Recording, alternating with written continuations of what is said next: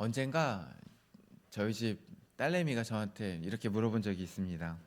아빠, 죽어서 지옥 가면 그러면 죽은 다음에도 고통을 겪는 거야? 죽음 이후에도 고통스러울 수가 있어? 이렇게 물어본 적이 있습니다. 여러분들은 어떻게 생각하십니까? 제가 맨날 답을 구하는 우리 큰은찬이 죽음 이후에 고통이 있습니까? 끄덕끄덕 하시네요. 사실 죽음 이후에도 있는 고통에 대해서 성경이 아주 직접적으로 묘사하고 있습니다. 나사로와 부자 비유 아시나요? 여기서 이제 나사로는 거지 나사로예요. 이제 이 나사로와 부자 비유에 보면은 거지 나사로와 부자가 나오는데 이들이 죽게 됩니다. 죽고 나서 정신을 차려 보니까 거지 나사로는 아브라함의 품에 있어요. 그리고 이 부자는 죽고 나서 정신을 차려 보니까 어딨냐? 여긴 성경에는 이제 음부라고 나오는데 하데스예요. 하데스. 하데스는 지옥이라고 표현하기에는 직접 완전 지옥은 아니고, 근데 지옥인지 아닌지 정확하게 모르겠는데 이 표현 자체가 지옥을 가리키는 표현은 아니에요. 이 표현은 죽음의 땅이라는 표현이라고 보면 되겠습니다. 죽어서 가는 곳이라고 표현을 하는데 그 죽음의 땅에서 정신을 차려 보니까 고통 중에 있는 거예요. 죽음 이후에 한 부자가 고통을 겪고 있는 장면이 성경에 굉장히 직접적으로 나옵니다. 다시 말해 죽음 이후에도 고통이 있을 수 있다는 것입니다. 그래서 원래 여기는 이제 제가 우리 작은 은찬이한테 물어보려고 했는데 작은 은찬이가 급한 용무로 사라지셨기 때문에 우리 윤희한테 물어보겠습니다. 우리 지윤이한테 물어보겠습니다. 그러면 죽음 이후에 당하는 고통은 어떤 걸까요?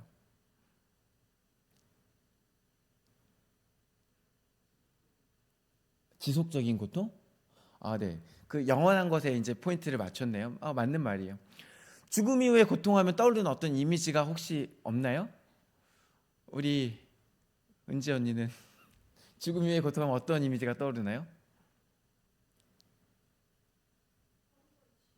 네? 형벌이나 지옥. 네, 형벌이나 지옥이 떠오르겠죠. 아마 천국에는 고통이 없을 테니까. 그리고 제가 원하는 답은 나오지 않는데 그냥 제가 스스로 답을 말하겠습니다. 죽음 이후에 고통하면 어떤 이 지옥 이미지가 맞는데, 그리고 영원한 지속되는 고통도 맞는데 어떤 거? 와, 그렇지. 불 이미지가 나와야 사실은 제가 원하는 답이었어요. 불 이미지가 보통은 떠오르죠. 지옥하면 떠오르는 이미지가 불 아니에요? 불꽃 이미지가 떠오르잖아요. 성경에도 이 불 이미지를 사용해서 지옥이나 마지막 날 심판을 묘사하는 장면이 많이 나와요. 방금 언급한 부자 나사로, 거지 나사로와 부자의 비유에서도 부자가 고통 중에 눈을 떴을 때 그 고통은 뭐였냐? 불꽃 중에 있는 고통이었어요. 몸이 불에 타는 고통에 눈을 뜨게 됩니다. 실제로 성경 가운데 불과 유황으로 인한 고난이 이제 계시록에도 나오고 있고 예수님께서 보여주신 여러 가지 비유 속에서도 불꽃에 대한 이미지가 등장하고 있어요. 아마도 지옥에 불꽃이 있을 것 같아요. 이 불꽃이 우리를 괴롭게 하는 것도 맞을 것 같아요. 그런데 그게 전부가 아닙니다. 죽음 이후의 고통, 특히 지옥의 고통이라고 한다면 어떤 것이 가장 본질적인 고통이냐? 오늘 설교 제목에 제가 이렇게 써놨는데요. 하나님께서 계시지 않는 고통, 하나님과 단절된 고통. 그래서 하나님께서 계시지 않은 곳이 지옥이라는 것입니다. 토마스 아퀴나스라는 아주 유명한 신학자가 있습니다. 이제 그때는 옛날 중세 시대인데 그때 이 유명한 철학가이자 신학가이자 수사인 토마스 아퀴나스가 뭐라 그랬냐? 지옥의 가장 큰 형벌은 하나님을 뵙지 못하는 것이다, 이렇게 말했어요. 성경에 말씀하는 지옥과 천국의 본질은 뭐냐? 일단 지옥은 천국의 반대 개념이에요. 그래서 지옥에 대한 설명은 천국에 대한 이해 속에서 우리가 얻을 수 있는데, 천국의 핵심은 뭐냐? 하나님이 함께 계시는 곳이라는 거예요. 하나님이 함께 계시는 곳이 천국이고, 반대로 말해서 아까 말씀드린 것처럼 하나님께서 계시지 않은 곳이 지옥이에요. 그러면 우리 질문할 수 있죠. 하나님 어디나 계신다면서요? 하나님이 안 계신 곳이 물리적으로 존재할 수 있나요? 물리적으로 하나님께서 계시냐 안 계시냐를 따지는 것보다 여기서 하나님께서 계시지 않은 곳이라는 것은 어떤 의미냐? 사실 여기에도 하나님이 계시죠. 그러나 우리가 하나님을 볼 수 없잖아요. 하지만 우리가 예배하는 가운데 하나님을 어느 정도 경험하고 느낄 수 있죠. 하나님께서 자신을 드러내 주시기 때문에 그래요. 근데 하나님이 바로 옆에 계시더라도 하나님이 자신을 드러내는 것을 멈추시면 누구도 하나님을 경험할 수 없어요. 지옥은 그런 곳이에요. 하나님이 조금 더 이제 정확하게 얘기하면 하나님이 함께 계시지 않는 곳이에요. 그래서 가장 1차적으로 하나님을 볼 수가 없죠. 우리 이제 하나님과 함께 계신다는 것의 어떤 즐거움들과 유익들을 우리가 삶에서 얼마나 느끼시는지 모르겠는데 어느 순간부터는 하나님께서 우리에게 주시는 여러 가지 복들보다 하나님 자체로 인한 기쁨이 커지는 것을 신앙생활 가운데 느끼게 될 거예요. 여러분 살면서 힘들 때 누군가한테 위로받을 수 있죠. 하나님의 위로를 경험해 보세요. 그러면 이 세상 어떤 위로도 할 수 없는 그 위로를 하나님께서 나에게 하시는 것을 경험하게 됩니다. 여러분 연애에 대해서 관심 많죠. 연애하면서 알콩달콩하면서 서로 챙겨주고 사랑하는 것 가운데 기쁨이 있죠. 하나님이 얼마나 우리를 세밀하게 챙기시고 우리의 작은 필요까지 찾으셔서 응답하시는지 하나님의 사랑을 직접 경험해 보십시오. 그 어떤 사랑보다 설레고 기쁘고 즐거운 것이 바로 하나님의 사랑입니다. 그 하나님을 직접 경험하는 즐거움이 있는 곳이 천국이고 이제 그 하나님을 아예 마주할 수 없는 곳이 지옥입니다. 우리 인생에 각자의 목적이 있는데 그 목적은 창조된 것에 있습니다. 그래서 우리는 그 각자의 목적을 하나님에서 찾게 됩니다. 근데 하나님이 없는 자들은 그 목적이 없겠죠. 하나님을 믿지 않는 자, 하나님 인정하지 않는 자들은 그 삶의 목적을 부인하겠죠. 그럼 이들은 무엇을 위해 살겠습니까? 각자의 욕망을 위해 살겠죠. 각자 원하는 것을 위해 살겠죠. 이것은 하나님과 관계없는, 그래서 각자의 어떻게 보면은 어떤 욕구와 관련되는 경우가 많습니다. 돈일 수도 있고요. 어떤 명예욕일 수도 있고요. 어떤 사람을 많이 알게 되는 것, 뭐 이런 데서 오는 어떤 평안함일 수도 있겠습니다. 각자 이렇게 다른 개인의 목적을 위해 살아가는데 이 각자의 목적들은 어떤 욕구를 기반으로 한다면 절대 채워질 수가 없어요.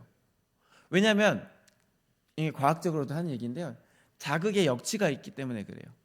사람의 욕구는요 항상 똑같은 것에 똑같이 만족하지 않아요. 가장 처음 경험했을 때 가장 즐거운 거예요. 그래서 첫사랑이 특별하다고 하는 겁니다. 같은 것을 다시 경험했을 때 그 전만큼의 만족이 없어요. 그게 사람의 본성이에요. 이거는 저 개인적으로 하는 얘기가 아니라 과학자들도 하는 얘기예요. 그 역치가 계속 올라가요. 그러면 더 큰 것을 추구하겠죠. 만약에 내가 어떤 육체적인 쾌락을 추구했다.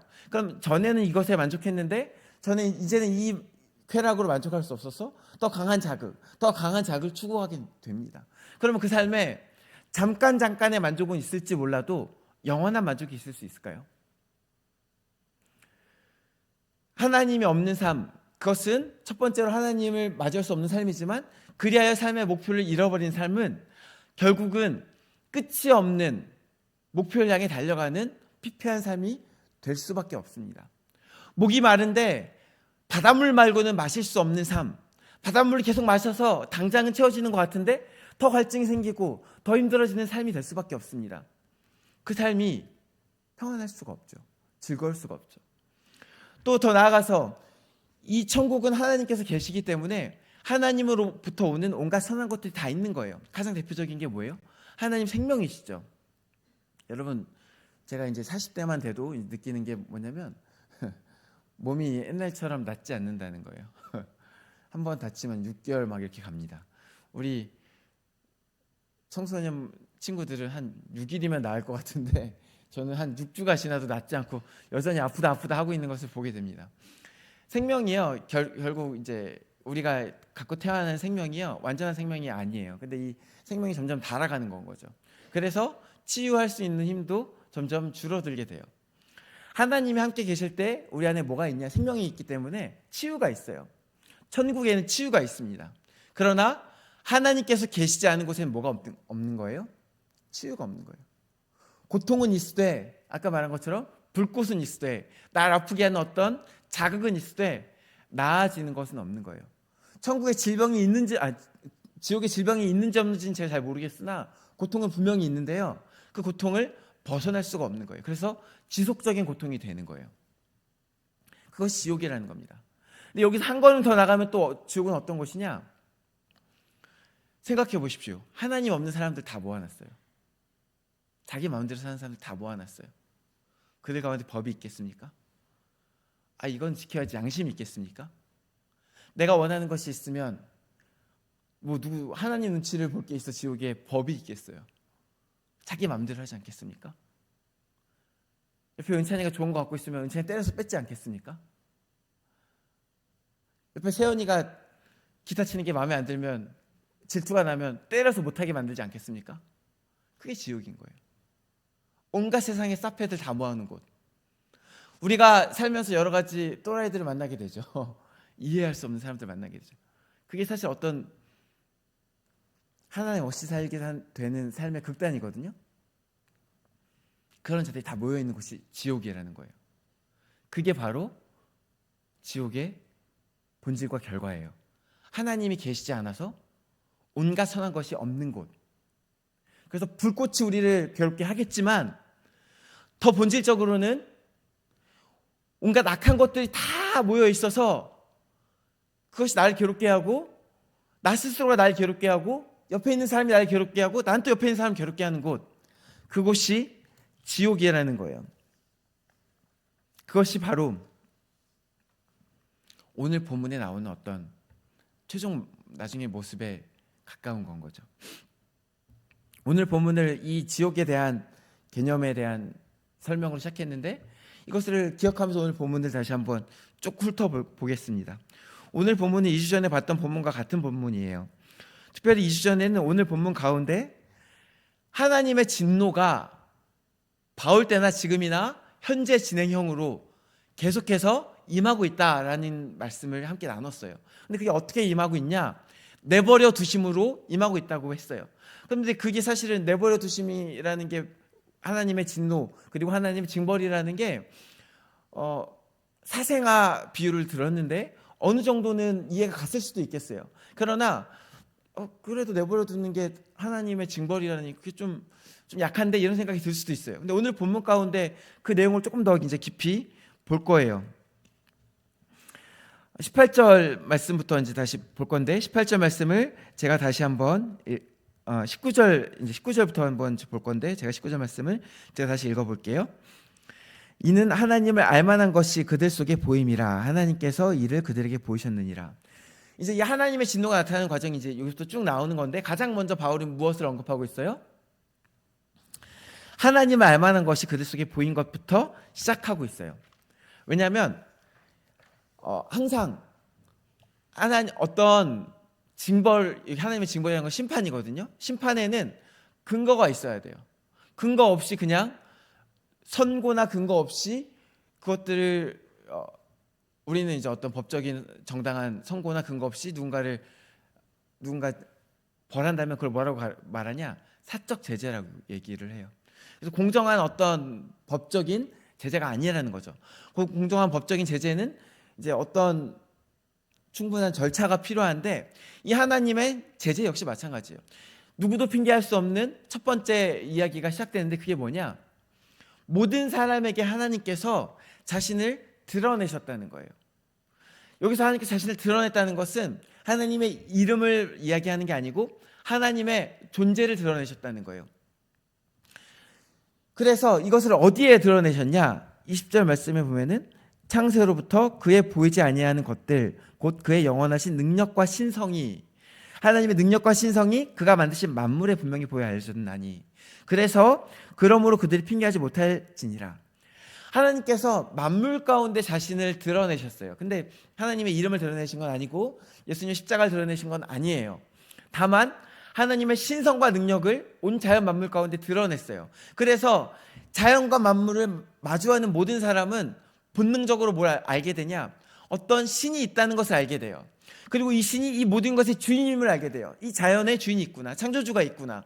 그래서 하나님께서 계시는 것과 마땅히 찬양받아 마땅한 분, 영광받아 마땅한 분, 그리고 이 모든 만물의 주인이 있는데 우리가 그 위에 살고 있는 거잖아요. 우리가 중력 없으면 죽잖아요.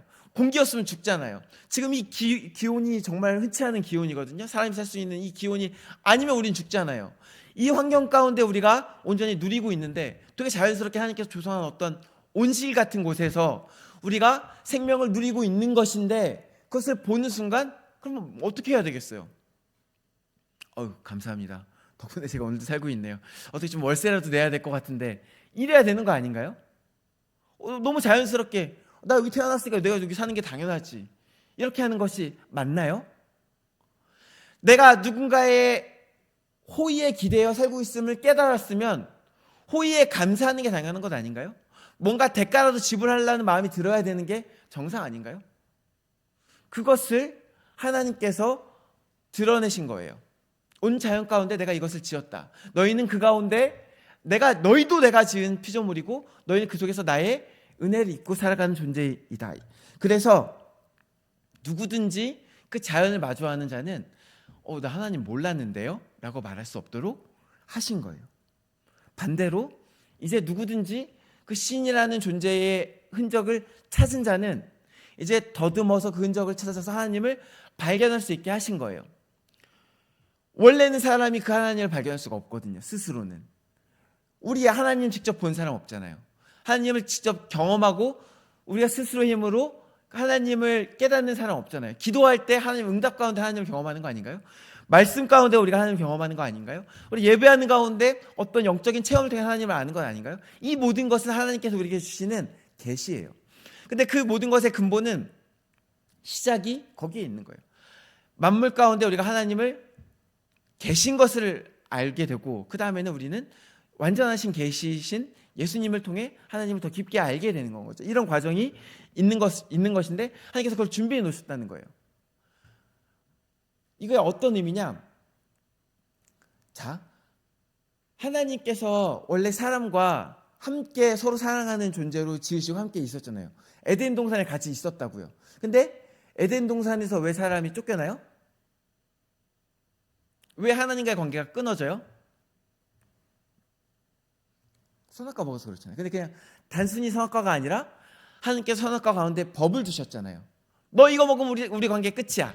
우리 사이 이제 끝이야. 이렇게 해놨어요. 하나님께서.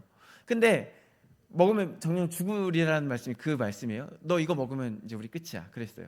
근데 여러분 연애하고 있다고 생각해 보세요. 연애하다가 너 이거 건드리면 끝이야. 뭐 내 일기장 건드리면 끝이야. 만약 했는데 일기장 뭐 그까이 거 그러면서 뭐 누가 열어봤다고 해요. 그럼 둘 사이 신뢰가 깨진 건 거죠. 그러면서 이제 내 일기장 건드리면 끝이야라고 말한 친구는 이제 너 우리 헤어져 그렇게 말하게 되겠죠. 그리고서 이제 연애하고 헤어지면 그 다음에 여러분은 어떻게 하세요? 어떤 친구는 뭐 요즘 말로 하면 차단 받겠죠. 옛날에는 이제 번호를 바꾸거나 그러겠는데 요즘에는 뭐 다 차단 걸겠죠. 근데 사실 기본적으로 이제 떠나니까 하나님을 인식할 수 없게 됐어요. 차단이 돼야 되는데 차단을 안 걸어 놓은 거예요. 그리고 이제 프로필 메시지, 상태 메시지에다가 뭐 기다림, 나는 아직도 너를 뭐 이렇게 남겨놓고 절절하게 기다리고 있는 거예요. 하나님께서 사람이 일방적으로 잘못하고 일방적으로 이 관계를 깨졌는데 이 관계가 그럼 이제 너랑 영원히 끝이야 이렇게 이미 말은 했어요. 사실 너 나랑 이러면 끝이야 이렇게 말씀을 하셨어요. 근데 차단 박으면 끝인데 이제 연락 오는 거 너 나 찾든지 말든지 나는 천국에 있을 거야. 그래서 하늘에 올라가시면 끝인데 온 자연 만물 가운데 자신을 드러내시고 심지어 예수님까지 보내셨어. 우리 끝이야 그러면서 내 번호 이렇게 좁게 남겨놓고 갔어요. 그래서 기다리시는 거예요. 근데 사람들은 어떻게 했습니까?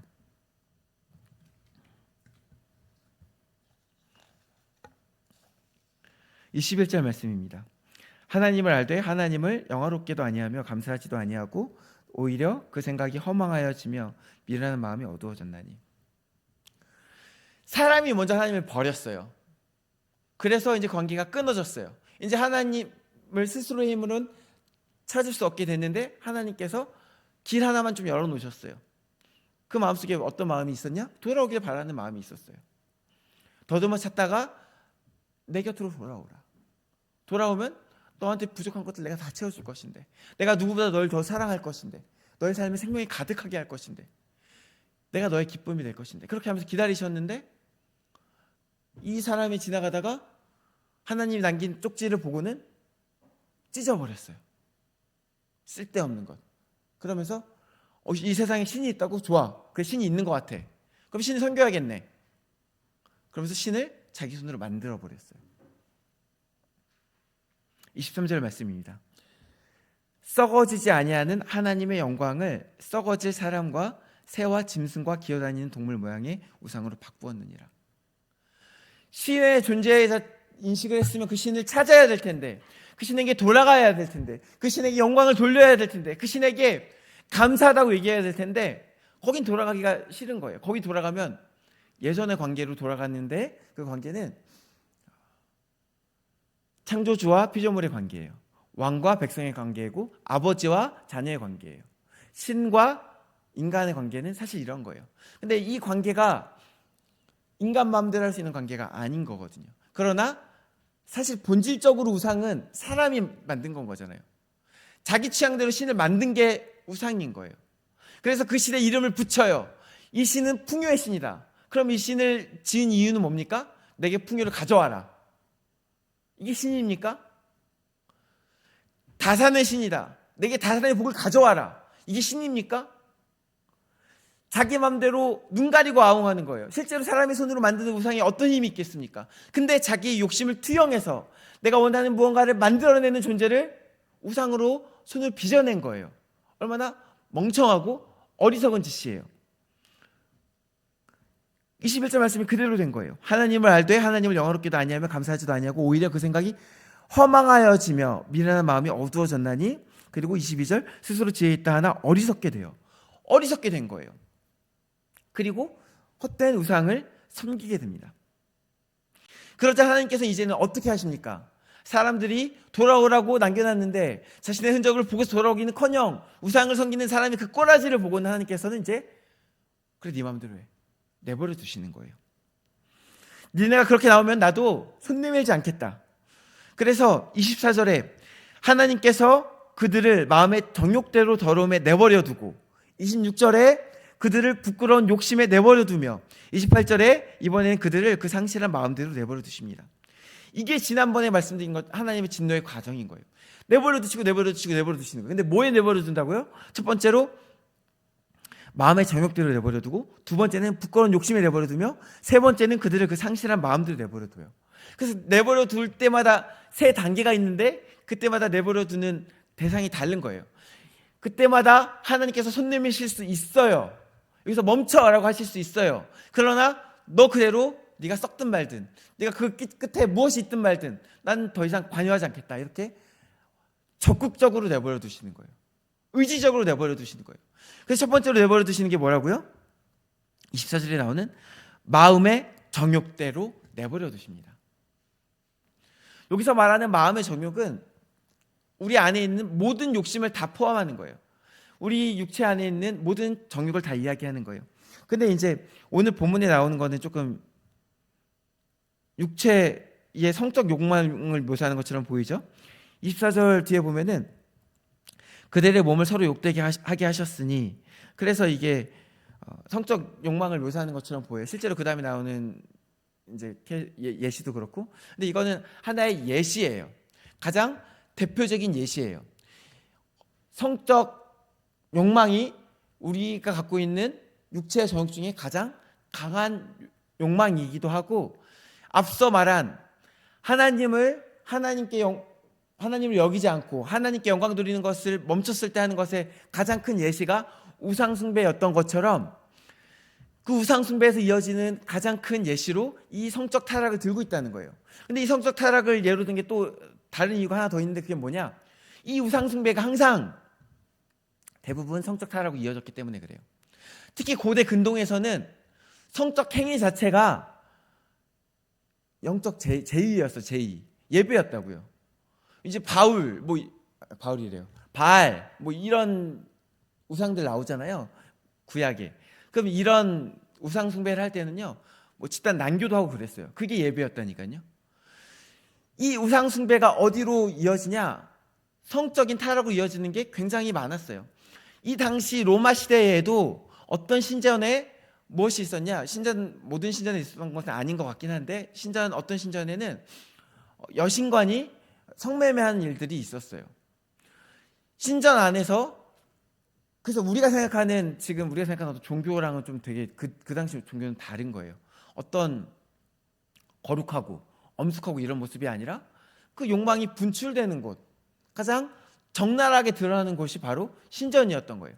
그래서 그 마음의 정욕이 가장 드러나는 방법 중에 하나가 신전에서 그 우상 숭배하는 신전에서 성매매하는 거예요. 성적인 행위를 하는 것들, 이런 것들이었던 거예요.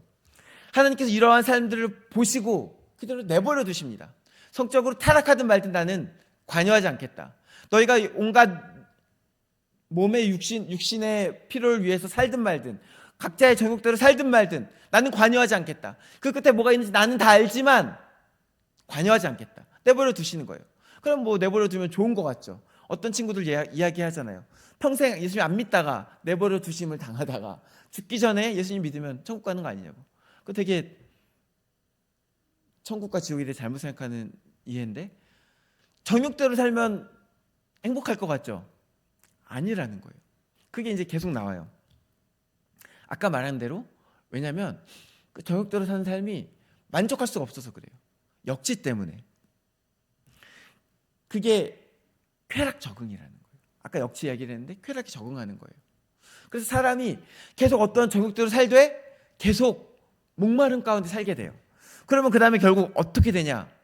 점점 더 강한 자극, 이 성적인 것을 예로 들었으니까 성적인 것이 이제 발전하면 그 다음에 어떻게 되냐? 여러 가지 이제 우리가 소위 변태라고 하는 변태적 성행이라고 하는 여러 가지 것들로 나아가게 되는 거예요. 창조적 섭리를 벗어나는 어떤 창조의 질서를 벗어나는 방법으로 어떤 자극을 얻으려고 그러는 거예요. 그래서 그 속에서 자신의 욕구를 계속 추구하는 거예요. 그게 뭐냐?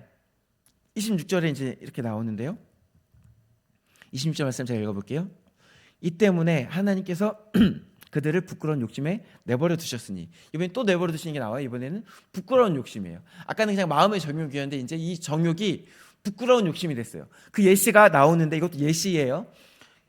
곧 그들의 여자들도 순리대로 쓸 것을 받고 영리로 쓰며, 27절에 그와 같이 남자들도 순리대로 여자 쓰기를 버리고 서로, 이게 지금 뭘 묘사하는 것 같아요? 26절 후반부에 있는 내용과 27절 초반부에 있는 내용이 뭘 묘사하는 것 같아요? 동성애를 묘사하고 있어요. 남자가 남자를, 여자가 여자를 성적 대상으로 보고 그 속에서 어떤 자극을 얻는 것.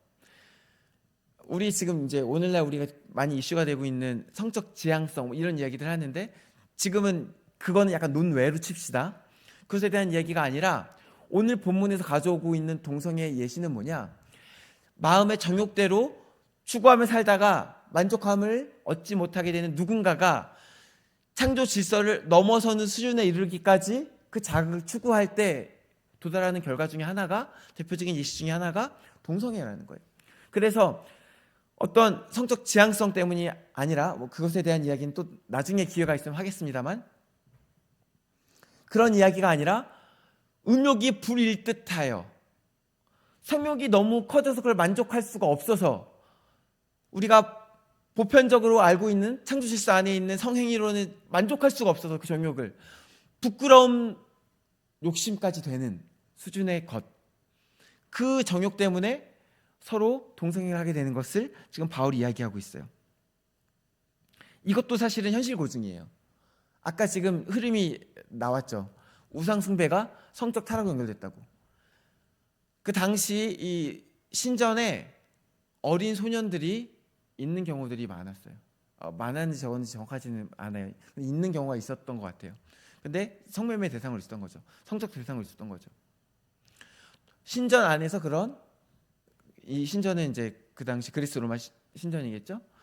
어떤 성매매뿐 아니라 특히 어린 소년들, 어떤 힘이 없는 아이들을 억압하여 성적 대상을 삼는 착취가 있었다는 거예요. 그것을 바울이 예로 들면서 이야기하고 있어요. 하나님이 내버려 두니까 우상 숭배를 하고, 내버려 두니까 자기 마음의 정욕대로 살고, 내버려 두시니까 이제는 도를 넘게 되는데, 그 예시로 이 지금 동성애 얘기를 하고 있다는 거예요. 그리고 그 다음에 어디에까지 사람들이 내버려 두신 끝에 이르게 됩니까? 28절에 나온 28절 말씀이에요. 또한 그들이 마음에 하나님 두기를 싫어하며, 이게 시작이었죠. 하나님께서 그들을 그 상실한 마음대로 내버려 두사. 결국은 상실한 마음에 이르게 돼요. 정욕을 죽을 때까지 탐하다 보니까 더 강한 자극을 탐하게 되고, 더 강한 자극을 탐하다 보니까 이제는 어떤 자기를 파괴하고 주변 사람들을 파괴하는 쾌락에까지 이르게 돼요. 그러면 사실은 보통 현대에 이르러서는 이 정도로 자극을 쾌하는 다른 사람이 어디까지 가게 되냐? 약하게 돼요. 약. 어떤 술, 담배, 섹스를 넘어서 그 다음에는 마약으로 가게 된다고요. 자기를 파괴하고 이 창조 질서를 파괴하는 데까지 가게 돼요. 그리고 그 끝에는 결국 뭘 마주하게 돼요? 상실한 마음. 그 끝에 허무함에 도달하는 거예요. 끝이 없는 갈증 속에서 이게 사는 건가 죽는 건가, 그 상실한 마음이 이르게 되는 거예요. 그래서 그 결과가 어떻게 되는 거예요? 이 뒤에 나오는 이야기가 그 얘기예요. 29절 이하예요. 곧 모든 불의, 추악, 탐욕, 악의가 가득한 자요, 시기, 살인, 분쟁, 사기, 악독이 가득한 자요, 수근수근하는 자요, 비방하는 자요, 하나님께서 미워하시는 자요, 능욕하는 자요, 교만한 자요, 자랑하는 자요, 악을 도모하는 자요, 부모를 거역하는 자요, 우매한 자요, 배약하는 자요, 무정한 자요, 무자비한 자라. 이걸 사실 읽으면 조금씩 우리가 찔리는 부분이 있을 수 있어요. 우리가 일부 이런 모습들을 가지고 있기 때문에. 그러나 지금 이 맥락 속에서 이 말씀은 뭐냐? 이걸 다 가지고 있는 거예요. 점점 더 하나님께 내버려 두실 때 그 끝에 이 모든 악이 흘러넘쳐서 그 안에 완전히 썩어버리는, 그래서 나 자신도 너무 괴롭고 옆에 사람도 너무 괴롭히는, 같이 있으면 그냥 괴로운 그런 삶이 되는 거예요. 지옥의 본질이 뭐라고요? 하나님께서 계시지 않은 것. 그래서 하나님께서 내버려 두신 것. 그래서 점점 더 타락하고 악해지고 나를 파괴하고 옆에 있는 사람을 파괴하고 서로 같이 괴로운 것. 그게 지옥이에요. 이제 좀 하나님의 내버려 두심이 하나님의 징벌 같으십니까? 그게 자유가 아니라 방종이 왜 하나님의 진노인지 아시겠습니까? 사랑하는 성도 여러분, 그리고 사랑하는 우리 청소년부 여러분, 하나님의 나라는 물론 죽어서 가는 천국에 있죠. 근데 이 땅에도 임한다면서요. 근데 아까 지옥이 천국이랑 거의 반대라 그랬잖아요. 그러면 지옥도 이 땅에 임하는 거예요. 어떻게 임합니까? 하나님을 알되 하나님을 발견하되 찾지 아니하는 자들 가운데 임하게 됩니다. 하나님을 알되 하나님 알았으면 당연히 하나님 감사합니다. 내 삶 속에 이렇게 은혜들을 주셨군요. 나를 태어나게 하셨군요. 이 아름다운 세상 가운데 숨쉬고 살게 하셨군요. 좋은 사람들을 주셨군요. 가족들을 주셨군요. 내가 오늘 이 먹는 양식도 하나님께 주신 것이군요. 감사합니다. 하나님께 영광 돌리기를 원합니다. 하나님을 더욱더 알기 원합니다. 이러고 살아야 되는데 도리어 헛된 것에 자신의 인생을 쏟고 다른 우상 숭배를 하며 자신의 육신을 위해서 살아가는 모든 자들을 하나님께서 내버려 두실 때 그들이 그 속에서 점점 더 큰 갈증을 느끼다가 정욕을 위해 살지만 만족함을 모르며 살다가 이제 자신을 파괴하는 그 부끄러운 욕심에까지 이르렀다가 결국 그 악이 그 안에 가득 차서 썩어서 온갖 악한 것들이 새어나오는, 흘러넘치는 그 모습들을 내가 경험한다면 그게 지옥이 아니면 무엇이란 말입니까? 하나님 없이 그 속에 악한 것이 가득 흘러넘쳐서 너무 괴로운데 그게 지옥이 아니면 뭐란 말입니까? 우리에게 선택지가 있습니다. 하나님이 자신을 계시하십니다. 하나님이 자신을 드러내셔요. 근데 이 계시하는 것은 아까 이제 핑계치 못할지냐 이렇게 말씀하셨지만 그래 내가 이제 명분 쌓는 거야. 너 나중에 핑계 못해. 이렇게 말하는 게 사실 아니에요. 이거는 그냥 바울이 이 논리 흐름에서 그런 표현을 썼을 뿐이지 하나님의 뜻은 누구든지 돌아오라. 그래서 사도행전 17장에 바울이 아덴에서 설교할 때도 하나님께서 자신을 인간의 역사 가운데서 더듬어 찾아 알게 하셨는데 그것은 누구든지 회개하고 하나님께 돌아오게 하기 위함이다. 이렇게 기록하고 있어요. 하나님 자신을 드러내시는 것은 누구든지 천국으로 들어오게 하시길 위한 거예요. 누구든지 지옥에 처박으려고 하시는 것이 아니고 누구든지 하나님을 믿고 다시 돌아오게 하시기를 위해서 자신의 길을 열어놓으신 거예요. 그래서 광고도 열심히 하시는 거예요. 우리에게 그 선택지가 있는 거예요. 하나님을 조금이라고 알았을 때 어떻게 반응하실 겁니까? 하나님을 점점 알아가시고 하나님께 자신의 삶을 다 못 드릴 수 있어요. 처음에는 악도 그런 거예요. 악도 처음부터 큰 악을 다 하는 게 아니에요. 조금씩 하다가 커지는 거거든요. 선도 조금씩 하다가 커지는 거예요. 내 삶을 조금씩 들이다가 점점 더 하나님께 다가가는 삶, 점점 더 천국을 누리는 삶을 살아야 되지 않겠습니까?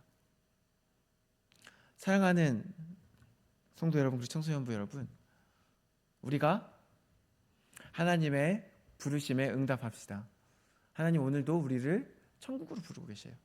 하나님 계시지 않는 곳으로 가지 말고 하나님 계신 곳으로 가서 그 하나님을 누리고 하나님을 경험하며 참된 기쁨의 삶을 누리시는 저와 여러분 되시기를 주님의 이름으로 축원합니다. 기도하시겠습니다. 참 좋으신 하나님 감사합니다. 오늘 또 우리에게 말씀하시니 감사합니다. 또 오늘 우리에게 자신을 드러내시고 우리로 하여금 천국으로 오라 말씀하시니 감사합니다. 그 초대 가운데 우리가 전심으로 반응할 수 있게 하시고 우리가 날마다 주님께 나아갈 수 있도록 은혜를 베풀어 주시옵소서. 감사드리며 예수 그리스도 이름으로 기도드립니다. 아멘.